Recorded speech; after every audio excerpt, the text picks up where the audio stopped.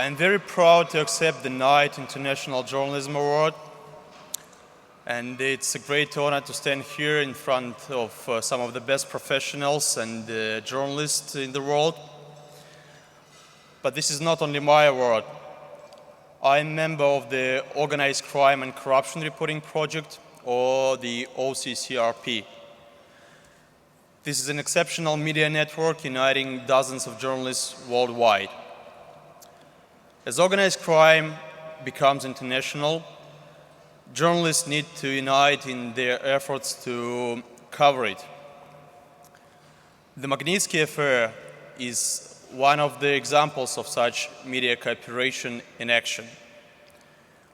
We investigated one of the most insolent crimes committed in Russia in decades: the assassination of Sergei Magnitsky and the theft of $1 billion of taxes from the Russian treasury.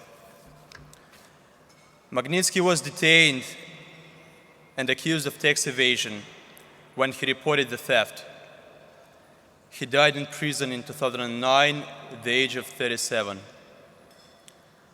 Our investigation showed that the extent of the fraud was even bigger than we expected. The fallout from our work continues. In September, officials in New York announced that they were freezing luxury apartments allegedly bought with the millions stolen from the Russian budget. I also would like to share this award with the friends of Sergei Magnitsky.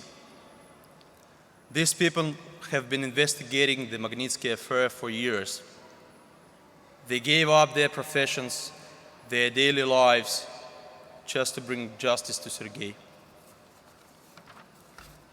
And of course, this award belongs to Sergei, the man who refused to betray his conscience, the man who sacrificed his life. He could have saved himself many times just by telling a lie. He never did, and that is why he was killed in prison. In this sense, Magnitsky reminds me of my colleagues in Novaya Gazeta who have been killed during past 10 years. Anna Politkovskaya, Yuri Shikachyhin, Igor Domnikov, Anastasia Baburova. Their profession was not reporting. Their profession was telling the truth. I would even say fighting for the truth. Politkovskaya covered human rights abuses on the Northern Caucasus. Shikachyhin investigated corruption by the secret services and high-ranking officials. Domnikov wrote stories about corrupt regional authorities. And Baburova, who was just 25 when she was killed, investigated the crimes of neo-Nazis. Their example and their fate demonstrate that in Russia, an honest journalist or even a brave person like Sergei Magnitsky can't tell the truth without risking his life. People like Politkovskaya and Magnitsky inspire every honest journalist in Russia. By sacrificing their lives, they changed millions of lives. They changed my life. I remember very well the day when I decided to become an investigative reporter. I used to be a professional soccer player. For many reasons, I had to quit my career, but still felt the need to remain inside soccer. That is why I decided to become a sports reporter at Novaya Gazeta. In October 2006, I went to Yaroslavl, a small city not far from Moscow, to cover a soccer game.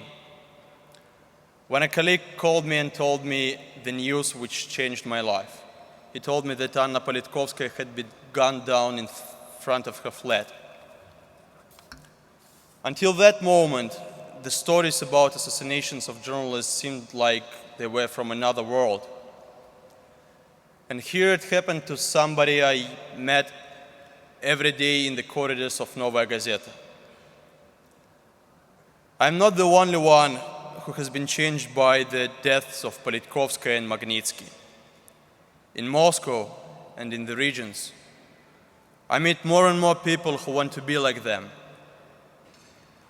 I believe that this is a proof of the theory that truth is the greatest revenge. Once you betray the truth, you can be sure it will be avenged. At Novaya Gazeta we have an informal motto: the truth wants to be known. If we remain true to this motto, honest journalism will never die, despite the death of its best representatives. Thank you.